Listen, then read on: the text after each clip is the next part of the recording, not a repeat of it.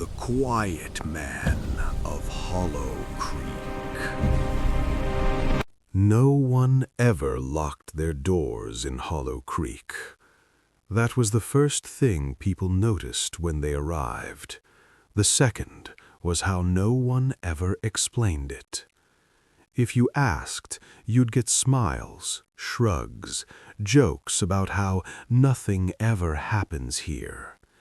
But the truth lived in the pauses after those answers, the moments where people looked away or lowered their voices or suddenly remembered somewhere else they needed to be. Hollow Creek wasn't a town that believed in safety. It believed in containment. The valley it sat in felt wrong, as if the land had sunk deliberately, creating a shallow bowl where sound collected and refused to escape. The forest surrounding it grew unnaturally close. Trees leaned inward, branches tangled together, blotting out the sky in places where no shade should exist. As a child, I believed the forest watched us. As an adult, I understood something worse. It remembered us. At night, the wind moved strangely through the trees, not like weather, like breath. And sometimes, if you listened closely, you could hear footsteps far from any road, slow, steady, barefoot, moving in circles around the town's edge. The river marked the boundary no one crossed after dark. It flowed endlessly, black and silent, never freezing even in the deepest winter. People said it ran underground, far beneath the roots of the forest, touching places the sun had never reached, places that fed it something warm. I left Hollow Creek at 18 without telling anyone goodbye. I didn't even tell my mother. Something in me knew that if I acknowledged the town, it would acknowledge me back, and I wasn't ready for that. So I packed my things, took a borrowed car, and drove until the roads widened and the trees thinned. For years, I convinced myself I'd escaped. Then the phone rang. The woman who called spoke slowly, carefully, as if reading from a script she'd practiced many times before. "Your mother passed peacefully," she said. "We thought you should come home." Not if I wanted to. Not when it was convenient, just come home. The drive back felt longer than it should have.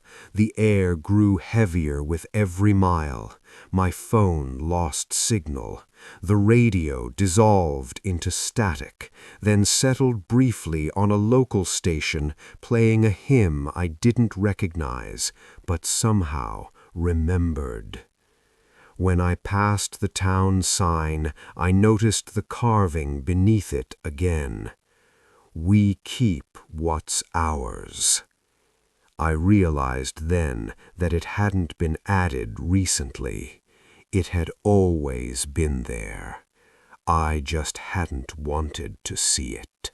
The church smelled like old wood and damp stone.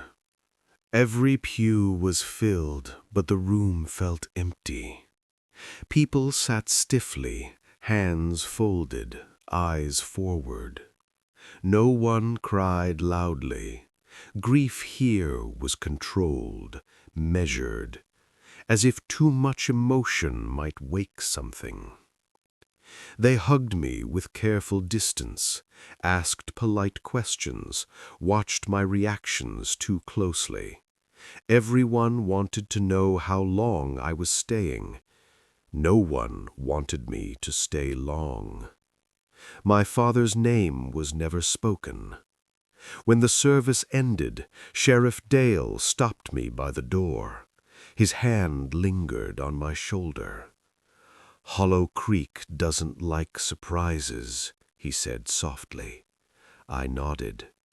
That night I dreamed of my childhood bedroom and footsteps beneath the window. They found the girl in Miller's Field at dawn. She lay just beyond the tree line, positioned carefully, like an offering. Her clothes were clean, but her feet told a different story. Split skin, embedded stones, dried blood. She had walked for hours, maybe days.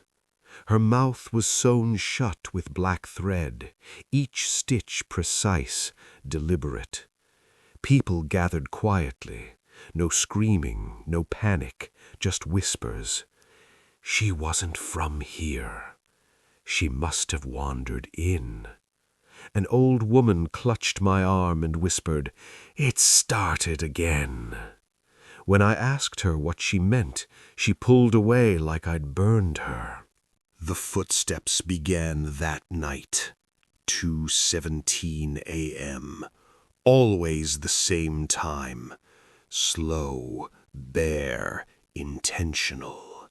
They stopped beneath my bedroom window and stayed there, long enough for my heart to slow, long enough for fear to turn into something colder. Expectation. In the mornings, the footprints circled the house. Not just one set, many. Mrs. Caldwell was found hanging in the gymnasium. She'd taught English for over 30 years. She collected local history, asked questions no one liked. Her eyes were gone, placed neatly in her coat pockets, wrapped in a clean handkerchief. Carved into the floor beneath her, "Remember me." Everyone recognized the handwriting. No one said whose it was. I found my father's journal hidden behind a loose board in the basement. He wrote about the quiet man, a man chosen by the town, not officially, but collectively. Someone who handled problems before they became scandals. Runaways, abusers, people who talked too much. The forest hid him. The town fed him. The final entry. The town is not afraid of him. The town is afraid of losing him. The child vanished after school. They searched for 2 days. When they found the body, it was seated at the forest's edge, hands folded, eyes open. The town collapsed into hysteria. Vigils, screaming prayers, promises of justice. But that night, the knock came. He stood on my porch calmly, familiar, comforting.